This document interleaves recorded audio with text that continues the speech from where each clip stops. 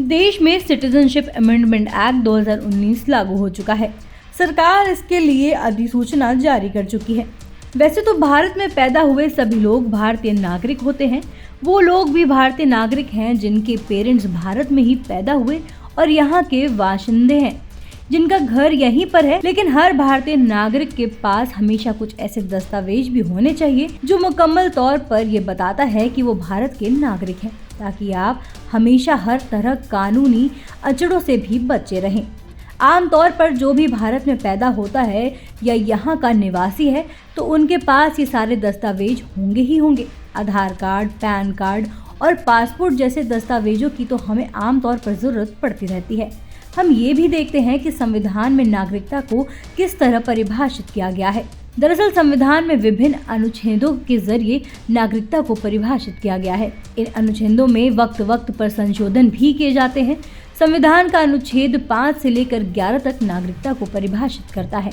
इसमें अनुच्छेद 5 से लेकर 10 तक नागरिकता की पात्रता के बारे में बताता है। वहीं अनुच्छेद 11 में नागरिकता के मसले पर संसद को कानून बनाने का अधिकार देता है।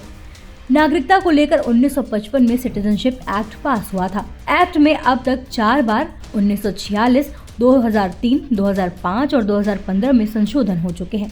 इसके अनुसार अगर ये दस्तावेज आपके पास होंगे तो आप इस सूची में शामिल हो सकते हैं, जैसे बेनामा भूमि के मालिकाना हक का दस्तावेज, राज्य जारी किया गया स्थायी निवास प्रमाण पत्र, भारत सरकार की ओर से जारी पासपोर्ट, किसी भी सरकारी प्राधिकरण द्वारा जारी लाइसेंस प्रमाण पत्र जिसमें आधार, वोटर कार्ड, पैन कार्ड भी शामिल हैं, सरकार या सरकारी उपक्रम के तहत सेवा या नियुक्ति को प्रमाणित करने वाला दस्तावेज, बैंक या डाकघर में खाता, समक्ष प्राधिकरण की ओर से जारी किया गया जन्म प्रमाण पत्र, बोर्ड या विश्वविद्यालयों में जारी किया शिक्षक प्रमाण पत्र, न्यायिक या राजस्व अदालत की सुनवाई से जुड़ा दस्तावेज।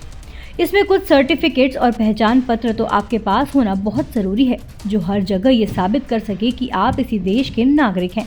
जैसे भारत के राष्ट्रीय पोर्टल के अनुसार एक भारतीय नागरिक ये लोग हैं जिनके पास 26 जनवरी 1950 को संविधान लागू होने के समय भारत में निवासी हों, भारत में 26 जनवरी 1950 को या उसके बाद लेकिन 1 जुलाई 1986 से पहले जन्म हुआ, या फिर व्यक्ति के एक या दोनों पेरेंट्स भारत के हों जिनका जन्म भारत में हुआ हो, या फिर कम से कम 5 वर्षों से भारत के सामान्य निवासी रहे हों। चलिए अब आपको बताते हैं कौन हो सकता है भारतीय नागरिक और कौन नहीं। संविधान में भारतीय नागरिक को स्पष्ट तौर पर परिभाषित किया गया है। संविधान का अनुच्छेद 5 कहता है कि अगर कोई व्यक्ति भारत में जन्म लेता है और उसके माँ बाप दोनों या दोनों में से कोई एक भारत में जन्मा हो तो वो भारत का नागरिक होता है। भारत में संविधान लागू होने के 5 साल पहले यानी 1945 के पहले से रह रहा हो व्यक्ति भारत का नागरिक माना जाता है। हालांकि जब असम में एनआरसी प्रक्रिया को लागू किया गया तो उसमें ये माना गया कि वो शख्स एनआरसी के तहत भारत का नागरिक होने के योग्य है, जो साबित करते हैं कि या तो वो या उनके पूर्वज 24 मार्च 1971 को या उससे पहले भारत में थे। ये प्रक्रिया बांग्लादेशी प्रवासियों को बाहर करने के लिए शुरू की गई थी। बता दें कि 1971 में हुए भारत पाकिस्तान युद्ध के बाद बांग्लादेश का निर्माण हुआ था। ऐसे ही देश दुनिया की तमाम अपडेट्स के लिए देखते रहें समय डिजिटल। वीडियो को लाइक करें, दोस्तों के साथ शेयर करें और चैनल को सब्सक्राइब करना बिल्कुल ना भूलें।